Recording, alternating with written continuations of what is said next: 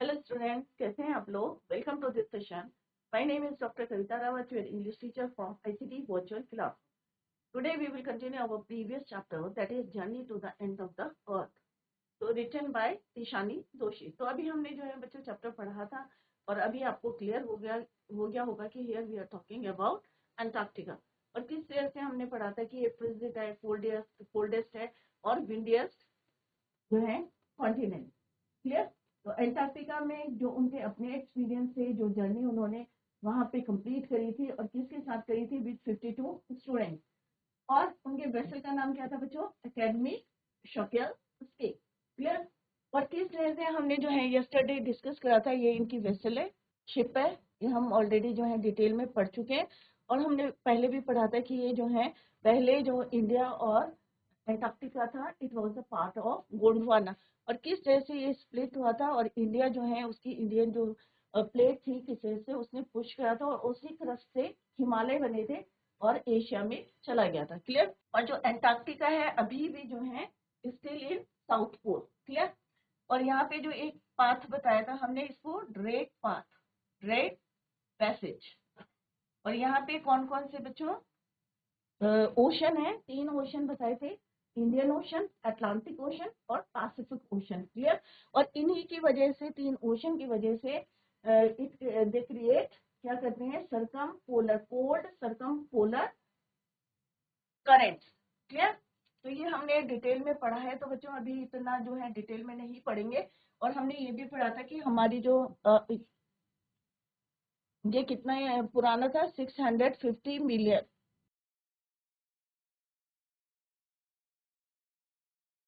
Million years old. Clear? और हमने ये भी पढ़ा था बच्चों कि इससे पहले 500 मिलियन ईयर्स में किस तरह से ये फ्लोरिश कर रहा था लैंडमार्क, बट और कितना वार्म था. अभी हमने देखा कि अभी क्या है, सबसे ज्यादा कोल्डेस्ट पढ़ा हमने, बट 500 मिलियन ईयर्स पहले क्या था, 650 मिलियन ईयर्स कि ये कैसा था, वार्मर था. और यहाँ पे जो है किस तरह से वेराइटी ऑफ फ्लोरा और फौना थे और बहुत ज्यादा क्या कर रहा था, फ्लोरिश कर रहा था. बट धीरे धीरे क्या हुए, डायनासोर्स क्या हुए बच्चों, एक्सटिंक्ट हुए और उनका प्लेस किसने लिया, मैमल्स ने. क्लियर? और उसके बाद जो है लैंडमास में क्या हुआ, force to separate into countries shaping the globe. और जो आज प्रेजेंट में हम ग्लोब देखते हैं वो इस तरह का है. क्लियर? तो ये हम जो है डिटेल में पढ़ चुके हैं. क्लियर? और कल हमने एक फाइटोप्लांक्टन्स के बारे में पढ़ा था बच्चों कि किस तरह से फाइटोप्लांक्टन्स जो है मेरीन जो चेन है, फूड चेन है, उसको किस तरह से मेंटेन करता है, कार्बन को वो एब्जॉर्ब करता है और किस लिए करता है, फोटोसिंथेसिस जो है उनका प्रोसेस होता है खाना बनाने के लिए. तो वहां पे जो है ये माइक्रोस्कोपिक फाइटोप्लैंक्टन एक तरह की ग्रासेस होती हैं और ये जो है बहुत यूजफुल हैं क्योंकि ये क्या करती है, those grasses of see that nourish and sustain the compound entire southern oceans food chain. तो ओशन के फूड चेन को भी मेंटेन करती है ये. और these single celled plants और single celled होते हैं, use the sun energy to assimilate carbon and synthesis organ compound in that wondrous and most important of process photosynthesis.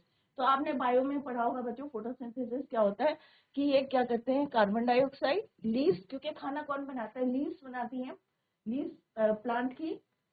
और किस तरह से वो फोटोसिंथेसिस का प्रोसेस पूरा क्या कहलाता है आपका, फोटोसिंथेसिस.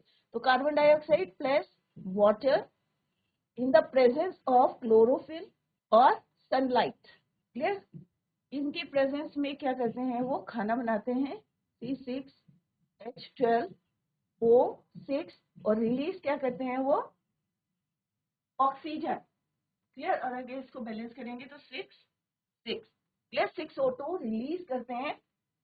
क्लियर? और जो हम लोग भी यूज करते हैं. तो ये जो है फाइटोप्लैंक्टन. और यहाँ पे हमने भी ये भी पढ़ा था कि अगर जो है यहाँ पे पैराबल का क्या मतलब है, यहाँ पे मॉरल, एक मॉरल ऑफ द एक स्टोरी जो है, मॉरल मीन्स एक फ्रेज यहाँ पे बोला गया है.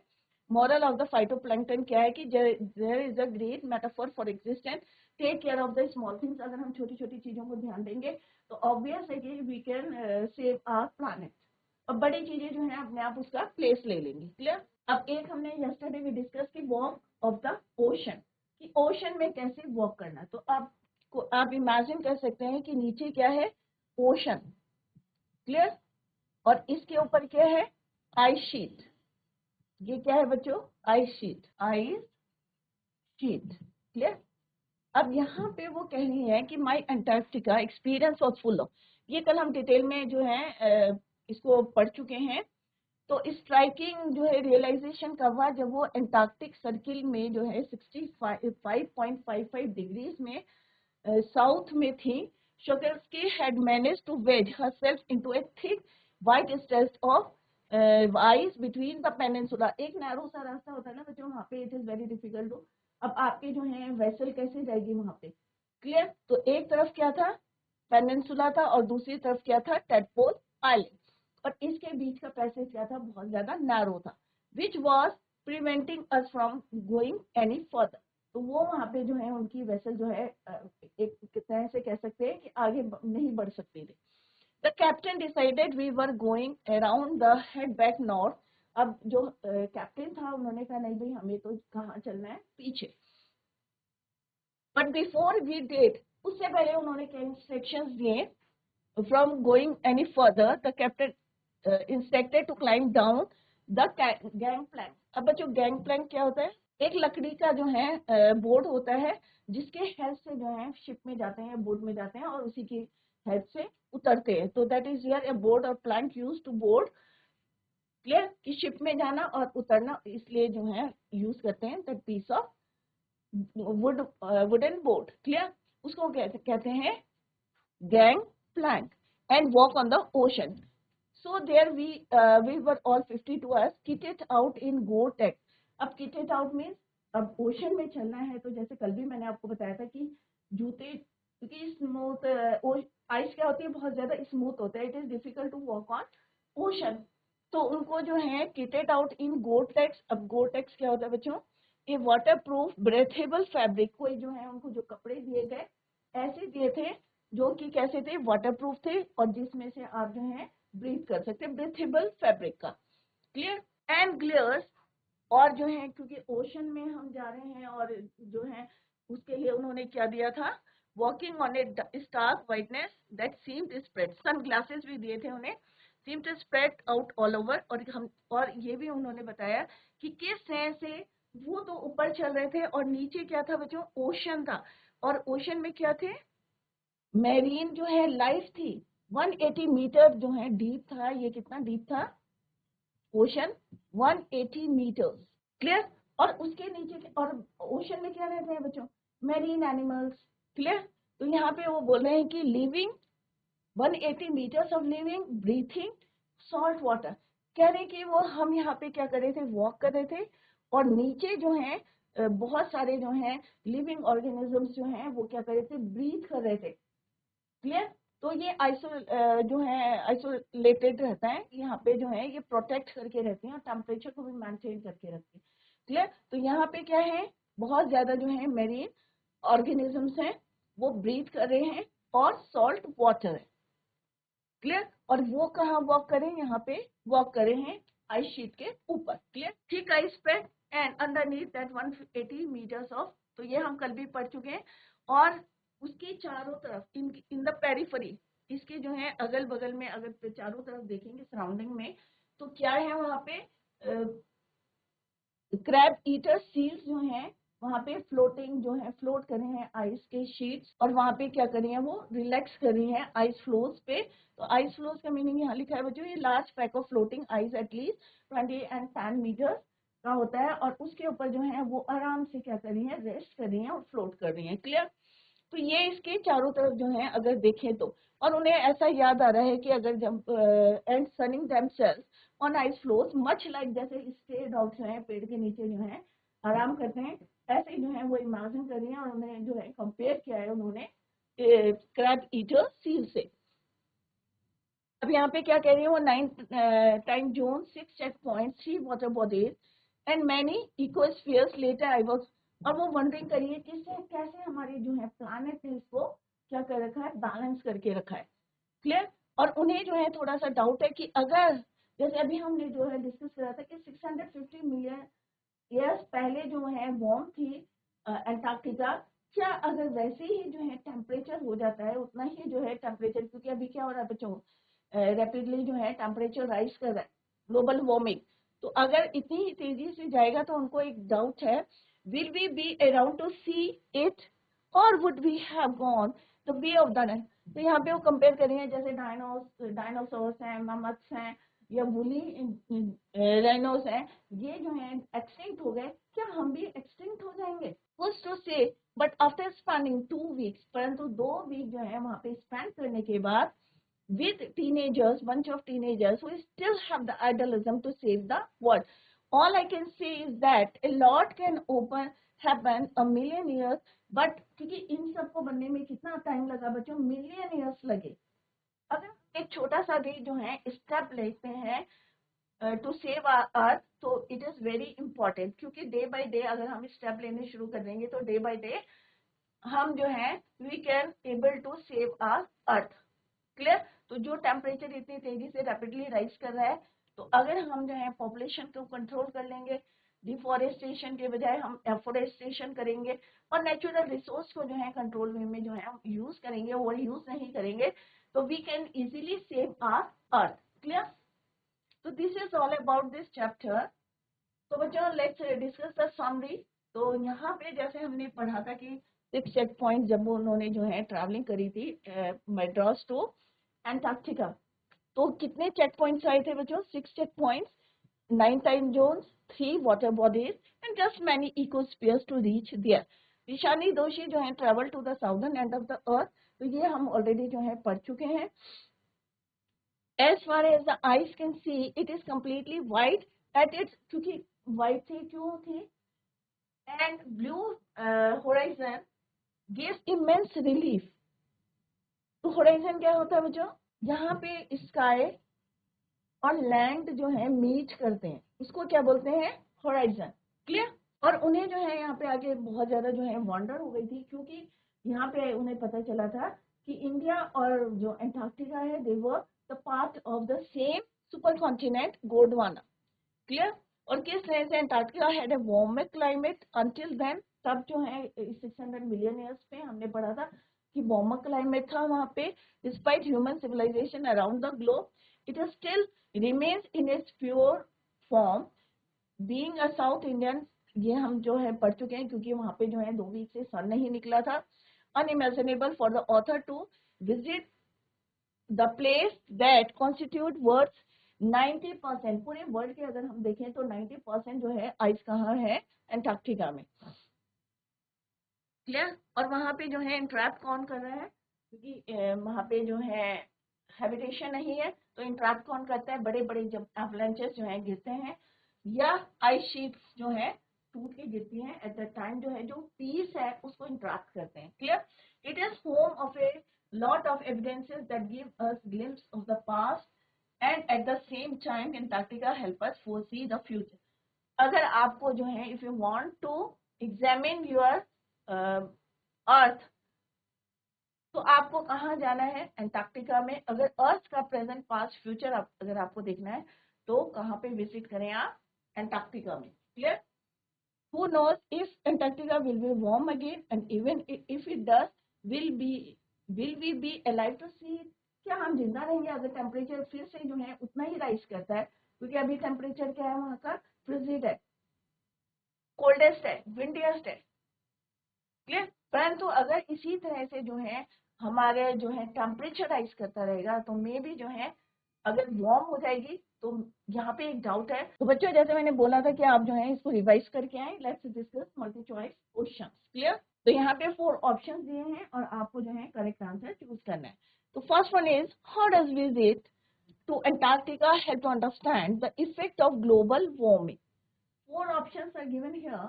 First one is, here one can see quickly melting glaciers and collapsing of ice shelves. तो यहाँ पे आसानी से जैसे हमने देखा था, अगर टेम्परेचर जो है बढ़ रहा है तो सबसे पहले कहाँ पे यू कैन सी, क्योंकि यहाँ पे ग्लेशियर्स क्या होते हैं? मेल्ट होते हैं। It is filled with snow, it is away from urban rush, it has hidden treasure. तो obviously its answer is first one. Here one can see quickly melting glaciers, क्योंकि अगर टेम्परेचर राइज होगा तो इसका effect कहाँ दिखेगा आपको? Antarctica में, क्योंकि वहां पे जो ग्लेशियर्स के हमारे जो है स्टॉक्स हैं वाटर के, वो मेल्ट होने शुरू होंगे। Now come to the second question. The geographical phenomena is going to help us to know the history of mankind by showing the global warming, by showing the impacts of global warming, by telling the age of existence of human beings on the earth, by exploring the world of ice. So its answer is C, by telling the age of existence of human beings on earth. क्योंकि हमें पता चला कि हम तो 12,000 साल से जो है कहाँ पे हैं, अर्थ में हैं। और अगर हम जियोलॉजिकल क्लॉक में देखें तो कुछ ही सेकंड हुए हैं हमें पृथ्वी में आए, और पृथ्वी को आए हुए कितना टाइम हो गया? 650 मिलियन ईयर। और हम कब एग्जिस्ट हुए हैं? 12,000 years. Clear? Next question is, who is the author of the lesson journey to the end of the earth? तो हम फर्स्ट डे से जो है यही पढ़ने आ रहे हैं कि तिशानी दोषी जो है इसके ऑथर है। तो A is the right answer. Next is, what is the meaning of epiphany? Epiphany, a moment of shock, a moment of great sadness, cacophony, a moment of sudden and great revelation or realization. So D is right answer is D. The name of the program that takes high school students to the end of the earth is. तो बच्चों उनके जो है programme का नाम क्या था? कई बार रिपीट हुआ है, students of ice, students for ice, students above ice, या स्टूडेंट्स ऑन आइस। क्या है बच्चों? Students on ice. तो its correct answer is D, students on ice. तो उनका प्रोग्राम का नाम क्या था? Students on ice.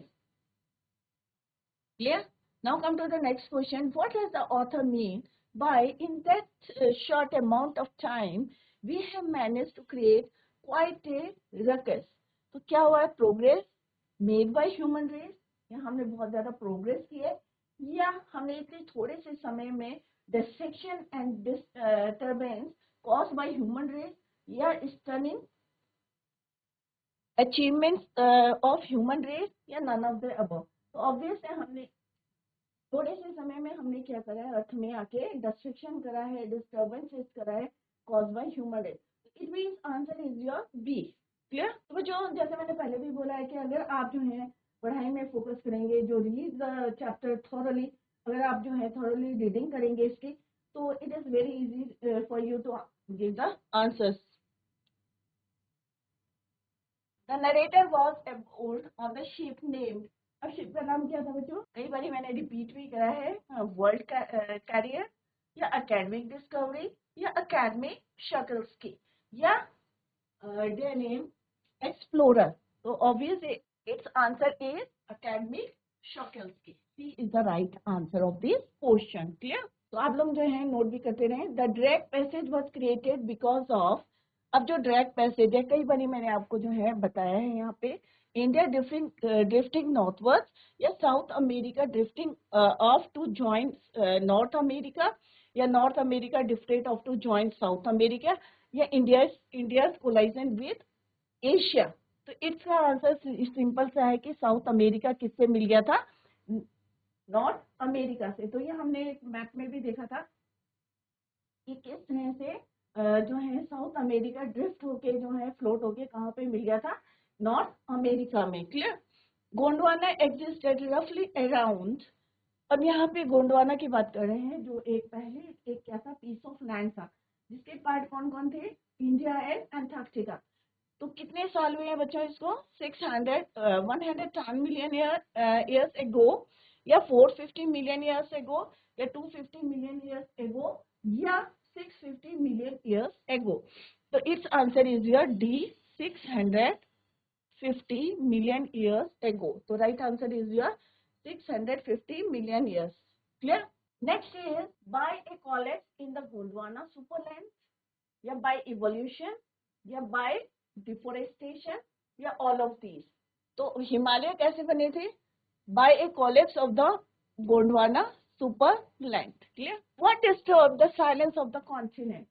अब उस कॉन्टिनेंट के, अंटार्कटिका कॉन्टिनेंट के डिस्टर्ब कौन कर रहा था? जो बहुत ज्यादा पीसफुल था, शांति थी, वहां काम था, तो कौन डिस्टर्ब कर रहे थे? बर्ड्स, एनिमल्स, ह्यूमन, या एवलांचेस? तो ऑब्वियस है इट्स आंसर इज एवलांचेस। तो its answer is avalanches. Clear? Next question is here, what was the objective of the students on the ICE program? अब जो स्टूडेंट्स गए थे रिसर्च करने के लिए, तो उनका मेन जो है ऑब्जेक्टिव क्या था?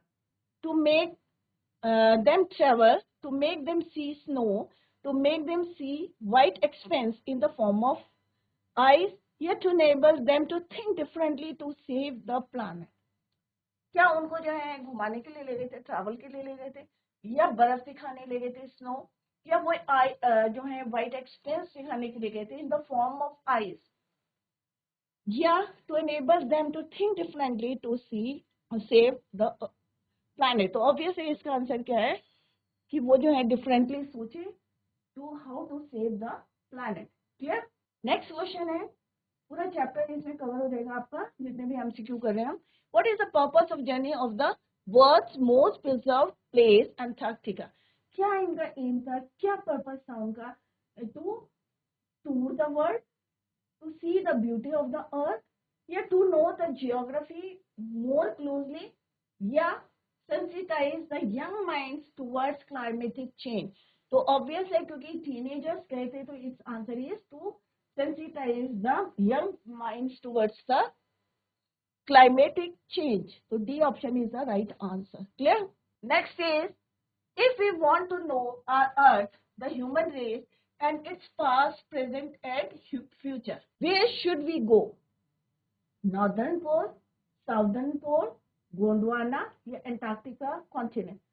जैसे मैंने पहले भी आपको बताया था कि if you want to examine your earth present past future, तो कहाँ जाना चाहिए आपको? You should go Antarctica continent. Where does 90% earth total ice exist?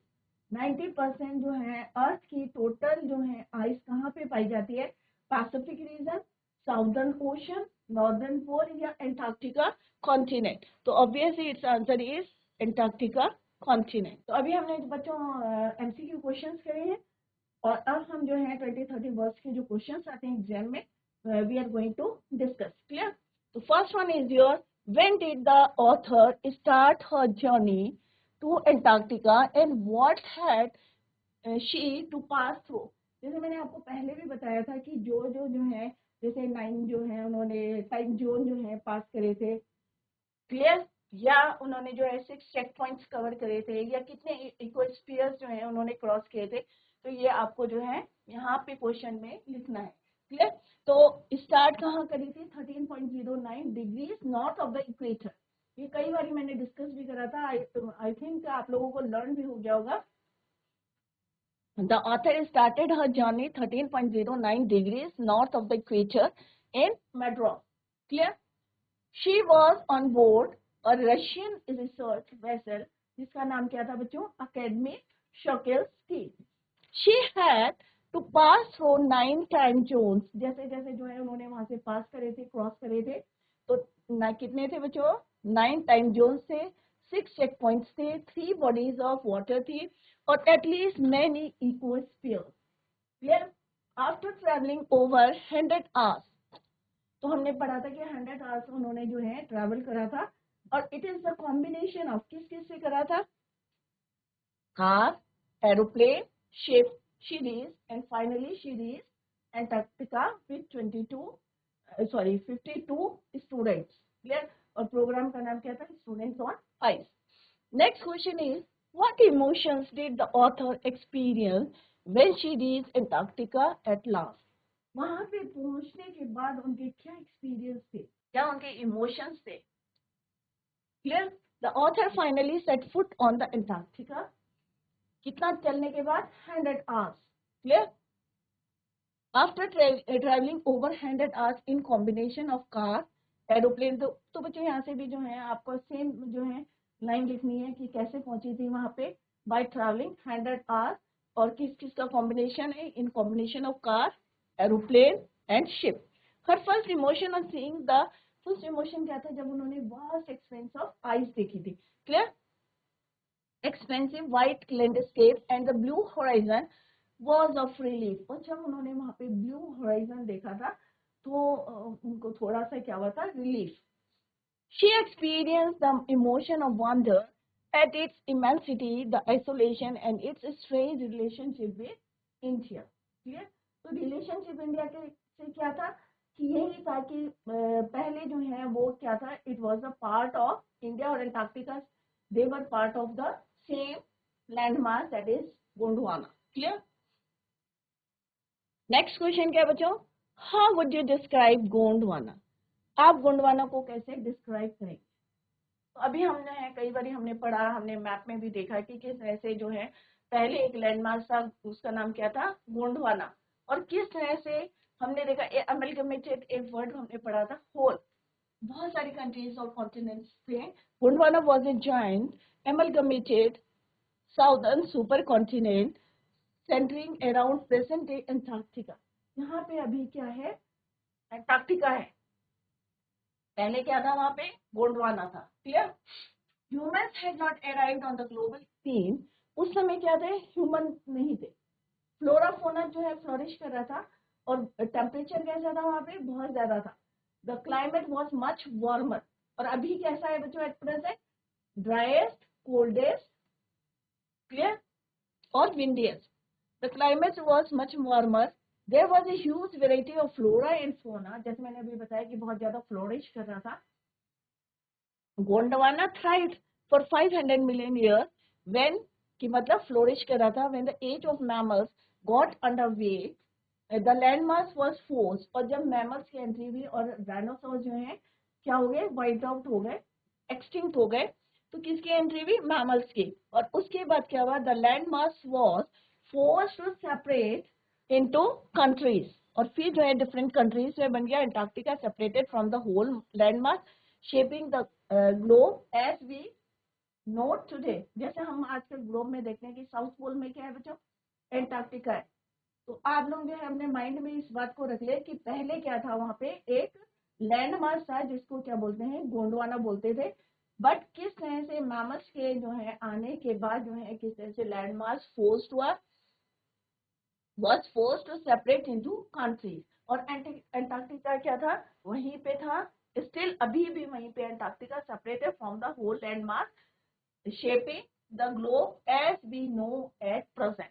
जैसे हमने अभी पिक्चर में भी देखा था कि किस तरह से सारी जो है अंटार्कटिका यहीं पे नॉर्थ, यहाँ पे क्या है, साउथ अमेरिका नॉर्थ अमेरिका को ज्वाइन कर लिया. यहाँ पे अफ्रीका है और यहाँ पे इंडिया. इंडिया कहाँ चला गया, और एशिया में जो है चला गया. क्लियर? और यहाँ पे कौन सा कॉन्टिनेंट है, ऑस्ट्रेलिया. क्लियर?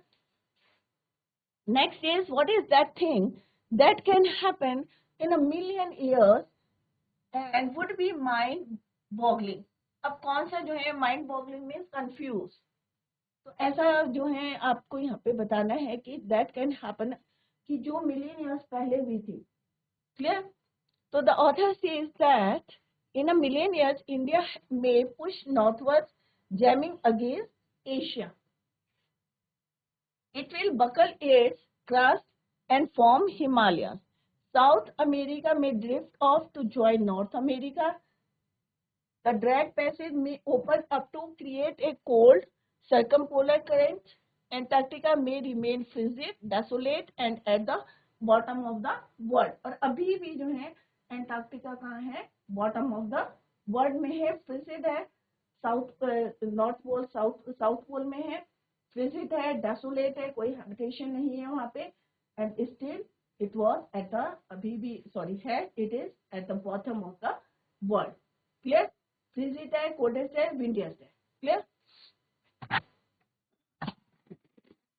नेक्स्ट क्वेश्चन क्या बच्चों, how is global temperature increasing.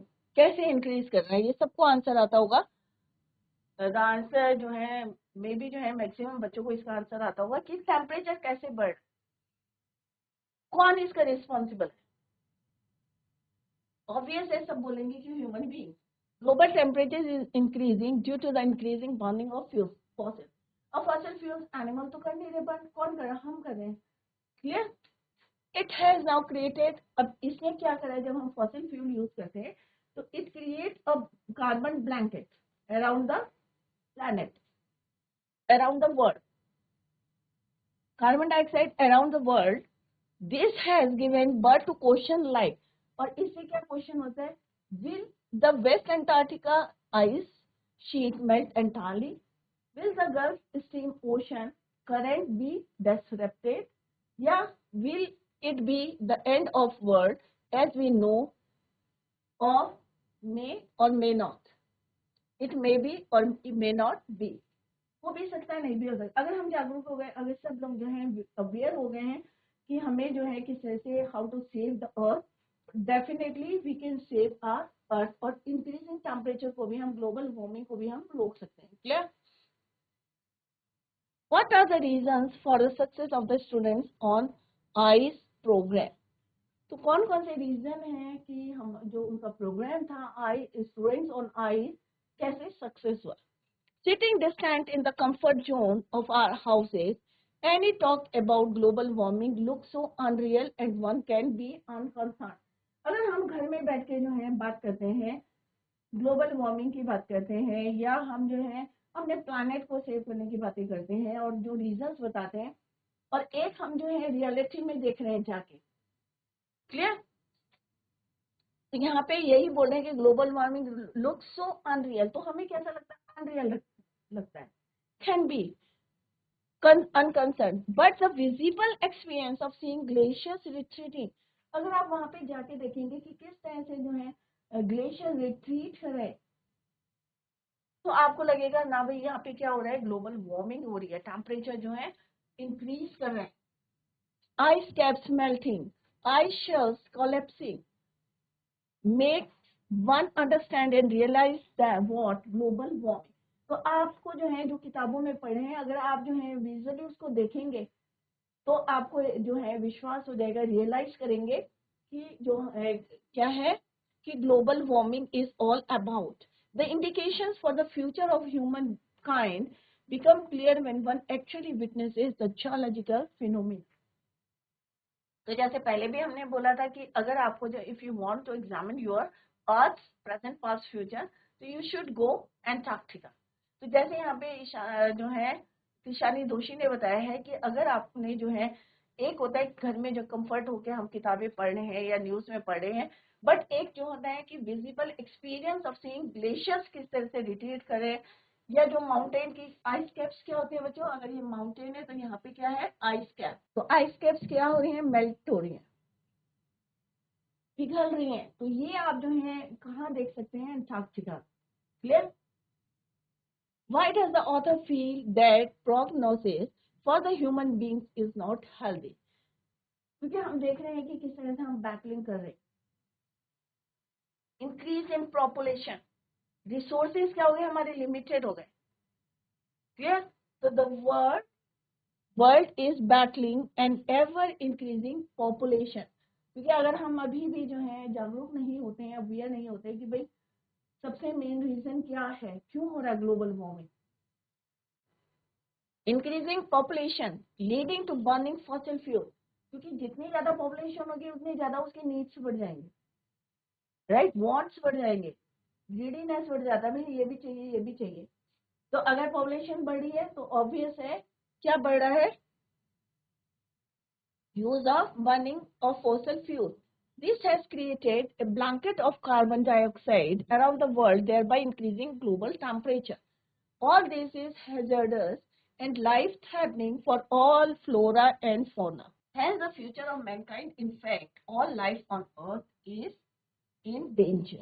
Does the study of the lesson give you a feeling that man is his own great enemy? Obvious है, हम ही जो है अपने दुश्मन बन गए। In his 1200-year long stint on the earth, so far man has caused untold harm to the planet, its environment and biodiversity. His activities in the name of development have spelled doom for the flora and fauna, and his existence is in danger. हम खुद खतरे में आ गए। अगर temperature इसी तरह से बढ़ता रहा तो क्या एंटार्क्टिका फ्रीजिंग रहेगा? क्या आपको क्या लगता है? तो आप लोग आपस में भी you can discuss with your classmates. Clear? Man is to blame for all the havoc and ruckus created in earth. This it is a quite right that man is his own great animal. इससे हम कह सकते हैं कि आदमी ही अपना जो है क्या है, दुश्मन है। क्लियर? तो बच्चों with this we come to the end of this chapter. I hope जो है आपको सारे जो है क्लियर हो गए होंगे, कोई डाउट नहीं होगा। अगर फिर भी आपको कोई डाउट लगता है, आप घर में जो जाके जो है इसको रिवाइज करें प्रॉपरली, और in the next lecture you can ask your doubts और क्वेरीज। क्लियर? तो till then bye, take care, have a nice